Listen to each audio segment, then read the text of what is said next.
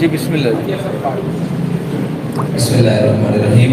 الحمدللہ رب العالمین والعاقبۃ للمتقین والصلاۃ والسلام علی سید الانبیاء والمرسلین.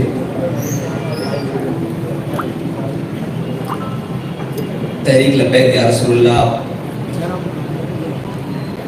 ایک عظیم سانے سے گزری ہے اتوار کی شب، اور جو سانے قریب ہزارہ اس کے اندر سے گزری ہے، اور جس میں ایک انتہائی دردناک واقعہ پیش آیا جو کہ شاخسانہ ہے حکومتی دہشت گردی اور ریاستی دہشت گردی کا، جس کی مثال شاید پاکستان میں کسی بھی واقعے کے ساتھ نہیں جوڑی جا سکتی. گزشتہ ہفتے میلاد النبی صلی اللہ علیہ وسلم کا جلوس تھا جو 12 ربیع الاول کے دن اپنے مقامات سے ہوتا ہوا حویلیاں کی جانب جا رہا تھا، جس کے اوپر راستے میں شیلنگ کی گئی. اسی 12 ربیع الاول کے جلوس کو دوبارہ کرنے کے لیے ہم نے اعلان کیا یہاں 12 ربیع الاول شریف کی شب کو کہ ہم وہاں جا کر میلاد النبی صلی اللہ علیہ وسلم کریں گے. جس کو روکا گیا اس کو دوبارہ کریں گے وہیں پر. جلوس اپنے مقام سے چلا اور انتہائی شاندار طریقے سے، بلکہ ہزارہ کی تاریخ کا سب سے بڑا جلوس میلاد النبی صلی اللہ علیہ وسلم کا، وہ اپنے مقام کی طرف رواں دواں تھا، جو تقریباً فاصلہ طے کر چکا تھا کہ کھولیاں بالا کے قریب جب وہ پہنچا تو اس کے اوپر شیلنگ سٹارٹ کر دی گئی. جب وہ شیلنگ ہونے لگی تو اس کے بعد حالات کی کشیدگی دیکھتے ہوئے اور سارے معاملات دیکھتے ہوئے 3 کلومیٹر پہلے جلوس کو اختتام کر دیا گیا اور جلوس کو واپس موڑ لیا گیا. وہ حدود جہاں دفعہ 144 لگی ہوئی تھی، وہ حدود جہاں پر انتظامیہ کہہ رہی تھی کہ یہاں نہیں آنا، اس حدود سے تقریباً 2.5 کلومیٹر پہلے ہماری حدود ابھی آدھا کلومیٹر پہلے تک تھی جہاں ہم جا سکتے تھے، لیکن ہم نے اس سے پہلے اپنی ختم کر دی. لیکن بلا اشتعال شیلنگ کا سلسلہ جاری رہا اور اس کے بعد جلوس کو واپسی کی طرف موڑ دیا گیا. اور جب جلوس واپسی کی طرف موڑا تو اس کے اوپر پیچھے سے کارکنان کے اوپر، پورے جلوس کے اوپر گولیاں، شیلنگ اور انتہائی دردناک طریقے سے جتنے بھی کارکنان شہید ہوئے ان کو پیچھے سے گولیاں ماری گئیں. کسی کو سر میں لگی، کسی کو کمر میں لگی اور آس پاس، اور جتنے بھی زخمی ہوئے سب کو گولیاں پیچھے سے لگی. اور اگر کسی نے پیچھے مڑ کر دیکھا تو اس کو سامنے ماتھے پر، سینے پر گولی مار دی گئی، اور جو وہاں پر ہاتھ میں آیا اس کو پکڑ کر گولی مار دی گئی. یہ اتنا دردناک واقعہ ہے کہ اس کے لیے الفاظ بھی بیان نہیں ہو رہے کہ کیسے اس کو بیان کیا جائے. اور یہ کیا ہوا رات کے اندھیرے میں، مغرب تک کوئی چیز نہیں تھی، بالکل اپنے امن کے ساتھ نعرے لگاتے ہوئے ہر طریقے کے ساتھ تمام چیزیں ہوتے ہوئے جلوس اپنی منزل کی طرف تھا. اور مغرب کا وقت جیسے گزرا اس کے بعد شیلنگ بھی سٹارٹ ہو گئی، لائٹس بھی آف کر دی گئی، دائیں بائیں کی جناب جتنی لائٹ تھی وہ بھی بجھا دی گئی، اور ایک اندھیرے میں رکھ کر اتنا شدید یہ سرائے سالے تک سلسلہ کیا گیا کہ کچھ سمجھ سے بالا تھا کہ آگے سے بھی آہو بکا کی آواز تھی، پیچھے سے بھی آواز تھی، اور ایک گولیوں کا سلسلہ تھا. نہ اپنے کی تمیز رہ رہی تھی نہ بیگانے کی، اور جناب گولیاں برسائی جا رہی تھی بارش کی طرح. تو اس سلسلے میں آج آپ سب کو بلایا گیا ہے کہ ہم آپ کو کچھ حقائق دکھا سکیں کہ یہ کیوں ہوا ہے اور کس نے کیا ہے، اور یہ واقعہ کیوں کر تحریک لبیک پاکستان کے اوپر پیش آیا ہے. اس کی پہلی وجہ تو یہ ہے کہ مکمل تیاری تھی کہ تحریک لبیک پاکستان کو ایک فرقہ وارانہ فساد کے ذریعے پورے ملک میں اشتعال دلوایا جائے، اور پھر یہ اشتعال اٹھے اور اس سے جس کو بھی جو فائدہ مل سکتا ہے وہ لے، اور اس کے بعد ملک کے اندر ایک ہنگاموں کی صورت برپا ہو جائے. پہلی اس کی وجہ تو ہمارے سامنے یہ ہے. اور دوسری بات یہ ہے کہ فرقہ وارانہ فساد یا کوئی بھی نسلی اور قومی فساد ہو، اس کے اوپر تحریک لبیک پاکستان بالکل بھی یقین نہیں رکھتی، اور آج تک تحریک لبیک پاکستان کسی بھی فرقہ وارانہ فساد کے اندر نہ کبھی ملوث ہوئی ہے، نہ کبھی اس کا ذہن ہے، کیونکہ جو ہمارا نظریہ ہے، جو ہمیں ہمارے قائد نے نظریہ دیا ہے، اس سے کسی مسلمان کو اختلاف نہیں ہے، اور کسی بھی کلمہ گو انسان کو اختلاف نہیں ہے۔ تو یہ جان بوجھ کر ایک بہت بڑی سازش تھی جس کے تحت تحریک لبیک پاکستان کو اس کے اندر دھکیلنے کی کوشش کی گئی۔ اور دوسری بات یہ ہے کہ حالیہ دورے جو ہمارے ملک کے ذمہ داران بیرون ملک کر کے آئے ہیں، وہ کیا یہ معاہدے کر کے آئے ہیں کہ اب ان لوگوں کو جان سے مارنا ہے، اور جب یہ اشتعال میں آ جائیں اور ان کو کل پھر یہ پورے ملک میں فساد اور جناب ایک احتجاج کی فضا بلند ہو اور ایک دوسرے کو مارا جائے، اور اس کے بعد ایک بڑا احتجاج پورے ملک میں بپا ہو، اور اس کے بعد تحریک لبیک پاکستان کو قلعدم کیا جائے۔ یہ اس کی طرف پرسوں رات کا ایک قدم تھا جس کو تحریک لبیک پاکستان کی قیادت نے بڑی بخوبی طریقے سے دھانپ کر اپنے کارکنوں کو اس دلدل سے نکال کر اور بحفاظت گھروں تک پہنچانے کی کوشش کی، لیکن وہ کوشش ناکام کرنے کے لیے بھی ان کے اوپر گولیاں برسائیں گی۔ یہ اتنی بڑی سازش ہے کہ اگر اس سے بے نقاب کیا جائے تو پتہ لگ جائے گا کہ پاکستان کا دشمن کون ہے، اور پاکستان کو غیر متزلزل کون کرنا چاہتا ہے، اور ایک وہ جماعت جس کا ان چیزوں سے تعلق ہی کوئی نہیں، اس کو اس کی طرف دھکیلنا کون چاہتا ہے، اور بلا وجہ ان کے کارکنان کو شہید کروا کر کون چاہتا ہے کہ اس ملک کے اندر اشتعال پیدا ہو، اور اس ملک کے اندر ایک افراتفری پیدا ہو، اور اس ملک کو دوبارہ اس کی طرف دھکیلا جائے جس سے کسی کا مفاد جڑا ہوا ہے۔ اور اس سارے واقعے کے بعد ہم اس نتیجے پر پہنچے ہیں کہ پاکستان میں حقوق سب کے ہیں، تمام سیاسی جماعتوں کے ہیں، تمام چیزوں کے ہیں، ہر چیز کا حق ہے، لیکن اگر حق نہیں ہے تو دینی لوگوں کا نہیں ہے، اگر حق نہیں ہے تو مذہبی لوگوں کا حق نہیں ہے، اور حق نہیں ہے تو تحریک لبیک یا رسول اللہ کے کارکنان کا حق نہیں ہے، اس کے ذمہ داران کا حق نہیں ہے، اور کوئی حافظ قرآن ہے تو اس کا حق نہیں ہے، کوئی عالم دین ہے تو اس کا حق نہیں ہے، کوئی بینک افسر ہے یا کسی بھی شعبہ ہے فکر سے وکیل ہے، جج ہے، تاجر ہے، کسی بھی طبقہ ہے فکر سے تعلق رکھتا ہے، اگر وہ تحریک لبیک پاکستان سے جڑا ہوا ہے تو اس کا کوئی حق نہیں ہے، وہ ان کے نزدیک بالکل بھی انسان نہیں ہے۔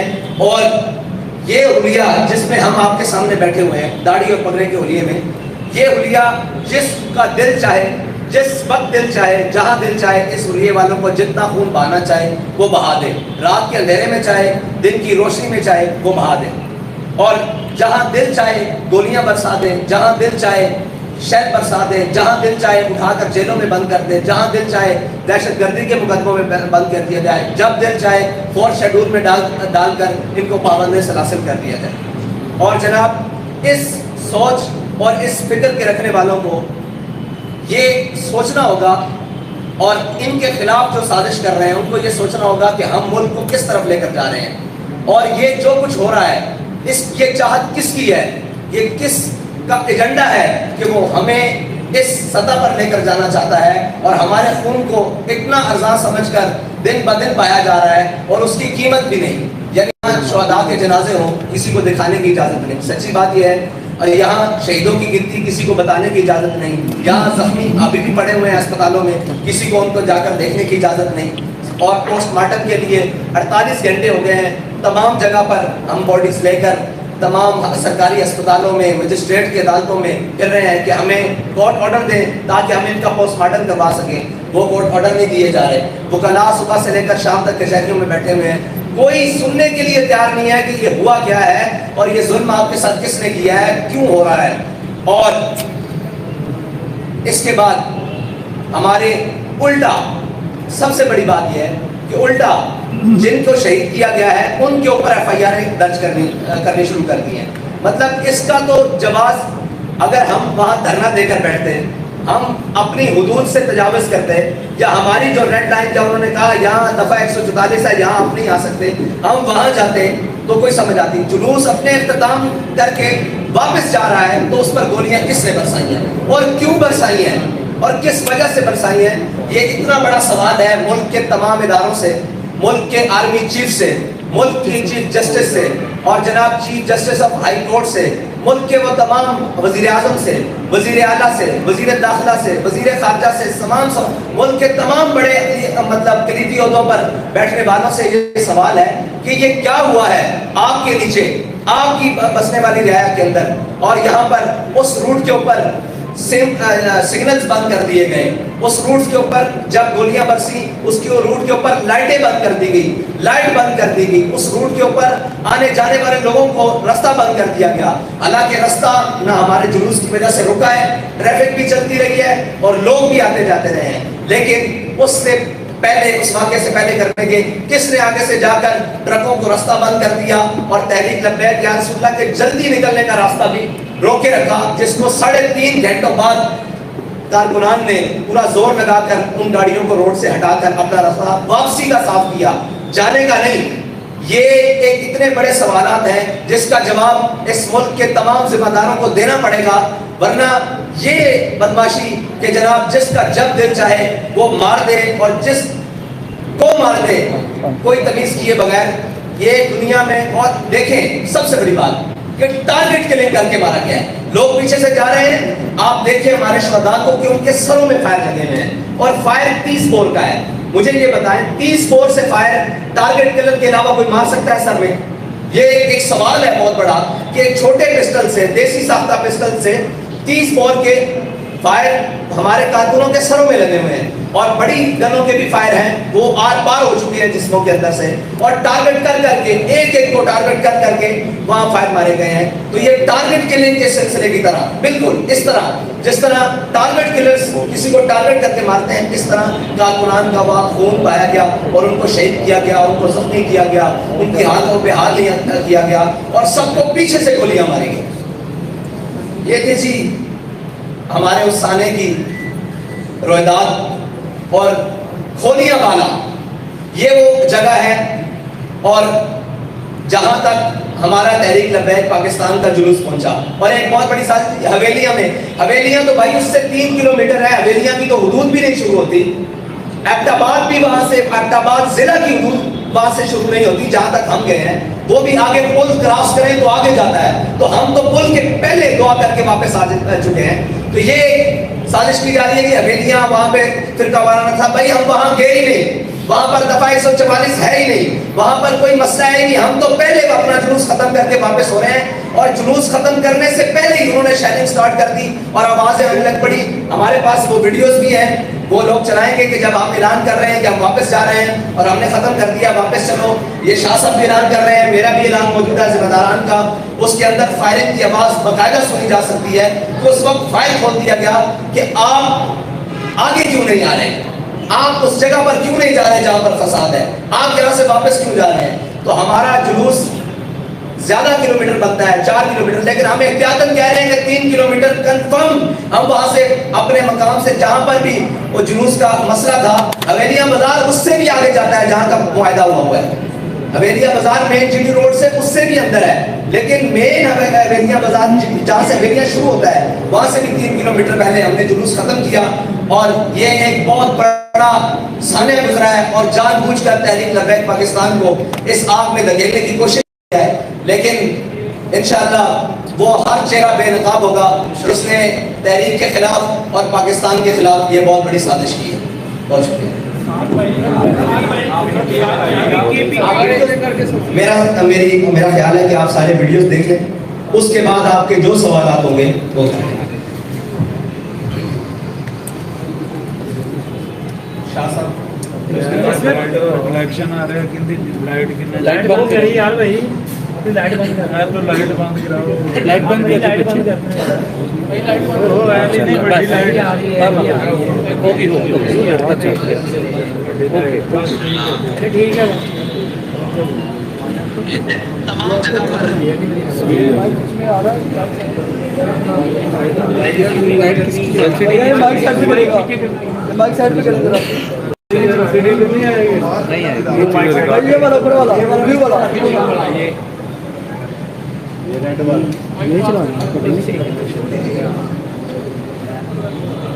نہیں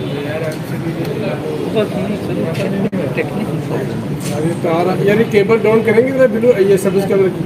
تھینک یو.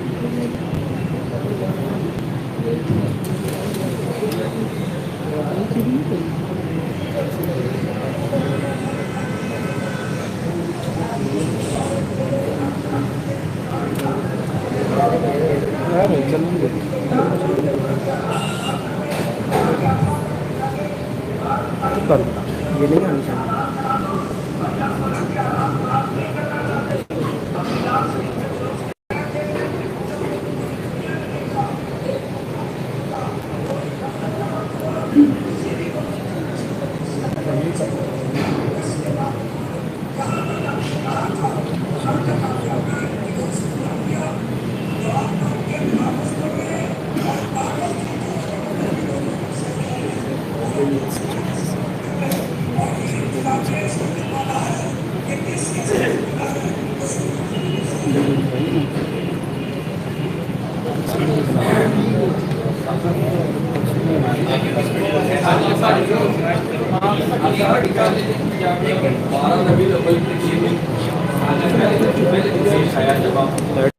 بھائی لائٹ ساؤنڈ کر دیں. دیکھیے آپ کو پتہ ہے کہ جنازہ کیا گیا جس میں یہ سارا کلیش ہوا. آپ لوگوں نے جان بوجھ کے بھی دوبارہ اسی راستے میں کیوں کام کیا شروع کیا جبکہ آپ کو پہلے پتہ تھا کہ یہاں پہ کلیش ہے متنازع ہے. آپ لوگ معاشرے میں اس طرح کی تفریق نہ پیدا ہو کم رہا جائے جیسا کہ پہلے ہی آپ کے اوپر اور پاکستان تحریک کے اوپر تنقید کہتے ہیں یہ مشدد لوگ ہیں ٹکٹ لوگ ہیں سخت ہیں یہ اپنے موقع سے پیچھے لیتے ذکر اور انار کا مسئلہ کہیں پہ انسانی جانوں کو اتنا نقصان ہو رہا ہے کہ اور راستہ بھی تو بنا سکتے ہیں. آپ کیا وہاں پہ کوئی اور راستہ نہیں تھا جس کو لے جایا جا سکتا. بھائی جہاں پر مسئلہ ہے جہاں پر کلیش ہے جہاں سے اس سے 3 کلومیٹر پہلے جلوس ختم ہو چکا ہے. جہاں کا معاہدہ ہے جس روڈ کے اوپر جہاں مسئلہ ہوا ہے جہاں شیلنگ ہوئی ہے اس سے 3 کلومیٹر پہلے جلوس ختم ہو چکا ہے.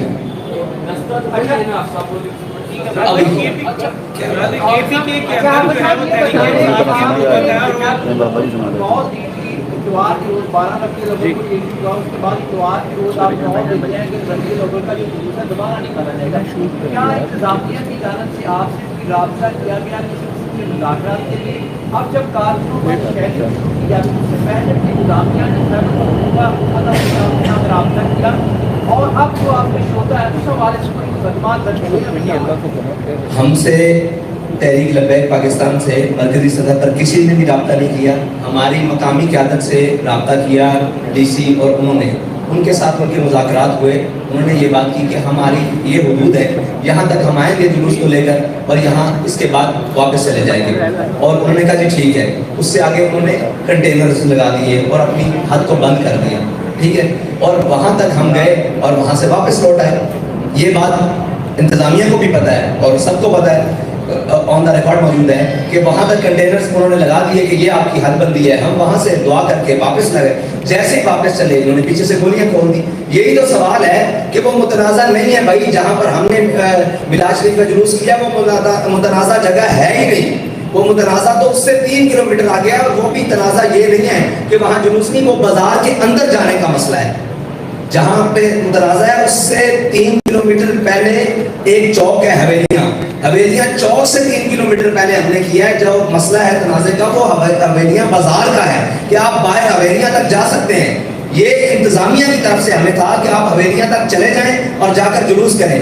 ہم نے حویلیاں سے بھی 3 کلومیٹر پہلے اپنا جلوس ختم کر کے واپس آئے ہیں. نہ کسی کی ضد کا مسئلہ ہے نہ کسی کے انا کا مسئلہ. آپ نے شامل کیا ہے کہ یہ جو سازشی عناصر وہ سازشی عناصر کو اسٹیٹ ایکٹر سے یا نان اسٹیٹ ایکٹر سے جن کو آپ مان رہے ہیں بھائی جس نے جو ہونا تھا وہ ہو گیا.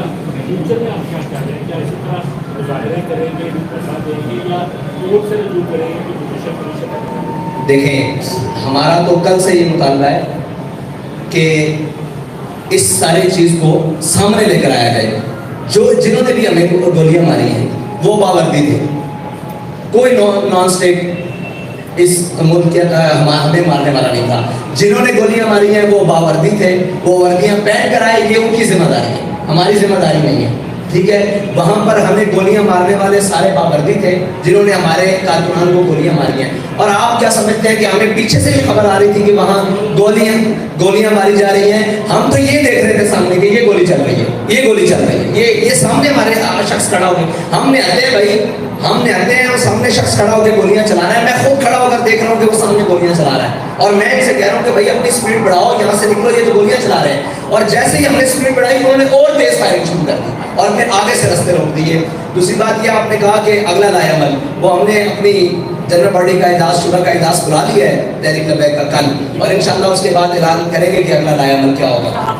اور دوسرا ایک سوال کیا تھا کہ مقدمات کا، بھائی مقدمات ہمارے اوپر درج ہو رہے ہیں. ہمارا تو آپ کو بتایا نا پوسٹ مارٹم ہو رہا ہے، نہ کوئی درخواست لینے کے لیے تیار ہے. ہمارے جو زخمی ہیں جن کو اسپتالوں میں لے کر گئے ہیں ان کو جا کر بیڈوں کے ساتھ ہتھکڑیاں لگا دی گئی، جن کو گولیاں فائر لگے ہوئے ہیں.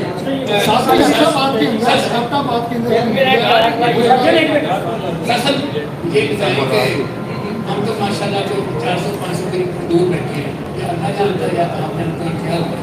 پھر میں ایک دفعہ دنوں سے نکلا ہے، پھر دوسری دفعہ نکلا ہے، اور جو گجرالا ایریا 3 کلومیٹر کون سے لوگ ہیں کہ جن کی وجہ سے وہ ریڈ لائن ایریا تھا جس کے 2 یا 3 آپ کے ساتھ ایک شخص کیا گیا. اور تیسرا شہدا کی افیکٹ ڈال کے زخمیوں کو کیا تھا. آپ تو یہ سارے سوالات تو جنہوں نے روکا ہے وہ بتائیں کہ ریڈ لائن ایریا. میرے نزدیک پورا پاکستان میں کوئی بھی ایریا ریڈ لائن نہیں ہے. یہ تو وہ بتائیں گے کہ جن کو اس ریڈ ایریا سے مسئلہ ہے کہ وہاں کون بستے ہیں یا وہاں کیا معاملات ہیں یا وہاں انہوں نے کیا کر رکھا ہے جس میں آپ اور میں میلاد النبی کا جلوس نہیں لے کر جا سکتے. یہ تو وہ لوگ بتائیں گے. ہمارے نزدیک تو پاکستان کی ہر گلی میں میلاد النبی صلی اللہ علیہ وسلم کا جلوس نکالا جا سکتا ہے، کوئی اس کے اوپر پابندی نہیں ہے.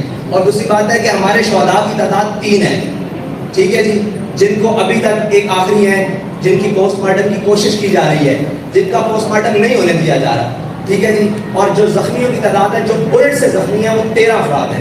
یہ مکمل. اچھا آپ صاحب میرے سوال کے 2 کوشچنز ہیں.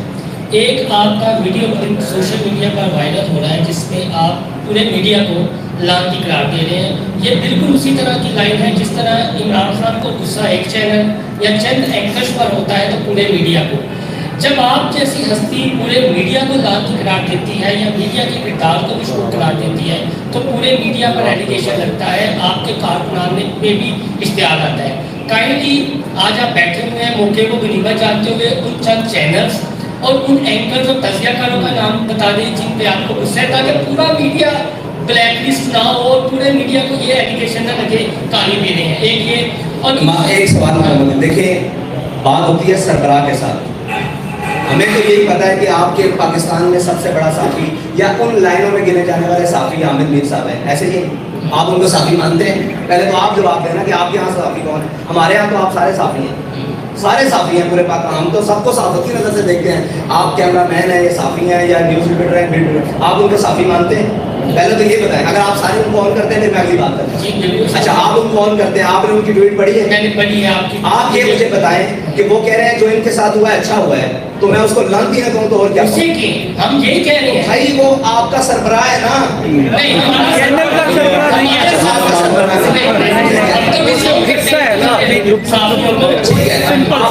نہیں ہے، وہ لانتی ہے. دیکھیں نا پھر آپ رات ٹھیک ہے. اگلی بات کہ آج آپ کے صاحب جس طرح عمران خان تھوڑا سا اسٹیبلشمنٹ کا ان کا ہاتھ ان سے پیچھے جو تھا تو تھوڑا سا بکلاہٹ کا شکار ہے. آج آپ بھی اپنی پریس کانفرنس میں معذرت کے ساتھ گھبراہے ہوئے لگ رہے ہیں. ہمیں وہ لبیک کا میر نظر نہیں آ رہا جو علامہ خادم حسین رضوی کے دور میں تھے اور وہ ایک دبنگ نام کرتے تھے. ایسا لگ رہا ہے آپ تو التجا کر رہے ہیں، ظلم بھی آپ کے ساتھ ہوا ہے اور میری بات سن، میرے ساتھ ظلم ہوا ہے. میرے ظلم کو نہ آپ دکھا سکتے ہو، میرے ظلم کو نہ آپ بتا سکتے ہو. میرے کارکن کو جہاں چاہے جس اندھیرے میں چاہے جس جہاں چاہے کوئی مار دے، میں بتاؤ کہاں جاؤں. میرا ایک سوال ہے پورے دنیا سے کہ یہاں اقلیت کے کتے کو پتھر بھی لگے نا تو پوری دنیا چیخ اٹھتی ہے. یہاں پر کوئی بھی معاملات ہو جائے میڈیا بھی دکھاتا ہے، سوشل میڈیا بھی ساری چیزیں دکھاتا ہے. ہم تو ہر جگہ بیٹھ ہیں، ہمیں تو دکھایا نہیں جاتا. آپ مجھے بتائیں کہ میں ابھی دبنگ انداز میں کہتا ہوں کہ آؤ سارے نکلتے ہیں باہر احتجاج کرتے ہیں، میرے پاس 10 لاشیں اور آ جائیں گی، میں کہاں جاؤں گا؟ میں سپریم کورٹ کا دروازہ کھٹکانے کے لیے میں مجسٹریٹ کے پاس صبح سے بیٹھا ہوں کہ مجھے ایک آرڈر کر دو کہ یہ لاش ہے اس کا پوسٹ مارٹم، یہ کہاں ہے شہید صاحب، یہ مبشر صاحب، یہ